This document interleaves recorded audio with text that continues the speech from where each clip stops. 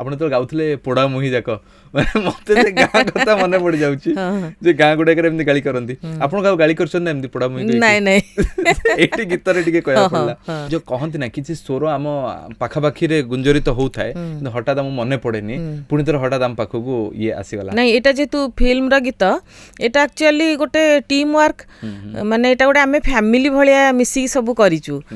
ଅଭିଜିତ ସାନ ଭାଇ ଭଳି ସିଏ ତ ସ୍ୱର କଲା, ତାପରେ ସବ୍ୟସାଚୀ ସାର୍ କହିଲେ ଏଇଭଳିଆ ଏକ୍ସପ୍ରେସନଟା ଟିକେ ଦିଅନ୍ତୁ ମ୍ୟାଡ଼ାମ୍। ଆଉ ତାପରେ ଯେତେବେଳେ ମୁଁ ଦେଖିଲି ପିକ୍ଚରଟା, ସେଥିରେ ଜ୍ୟୋତିର୍ମୟୀ ମ୍ୟାଡ଼ାମ୍ ମା ରୋଲରେ ଅଛନ୍ତି, ତାଙ୍କର ଯୋଉ ଫେସିଆଲ ଏକ୍ସପ୍ରେସନ ଆଉ ସବ୍ୟସାଚୀ ମିଶ୍ରଙ୍କର ଯୋଉ ମାନେ ଛୁଆ ଭଳିଆ ଯୋଉ ତାଙ୍କର ଆକ୍ଟିଂଟା, ସେଟା ମାନେ ମିଶିକି ପ୍ରକୃତରେ ସବୁ ମିଶିକି ଗୀତଟା ବେଶୀ ବଢିଆ ଲାଗୁଛି। ଗୋଡ଼ ଟିକେ ହଲଉଥାନ୍ତି, ଇଏ ପେଟ ଟିକେ କୁଣ୍ଡେଇ ଦଉଥାନ୍ତି, ମାନେ ସେ ଏତେ ବଡ ପେଟଟାକୁ ବି ଆଉଁସିକିନା ଶୁଖି ଗଲୁଣି ବୋଲି କହୁଛନ୍ତି। ଆଉ ତାଙ୍କ ମାଙ୍କର ଏକ୍ସପ୍ରେସନଟା ବି ବହୁତ ବଢିଆ, ବହୁତ ବଢିଆ। ମୁଁ ଜ୍ୟୋତିର୍ମୟୀ ମ୍ୟାଡାମକୁ କେବେ ଦେଖା କରିବି ଯଦି ତାଙ୍କୁ ଏଇଟା କହିବି ଯେ ସିଏ ଏତେ ବୟସରେ ନୁହନ୍ତି କିନ୍ତୁ ତାଙ୍କୁ ସ୍କ୍ରିନରେ ସେତିକି ପରିମାଣର ଦର୍ଶେଇବା ବି ଇଏ ଗୋଟେ ବଡ କଥାଟେ ମ୍ୟାଡାମ।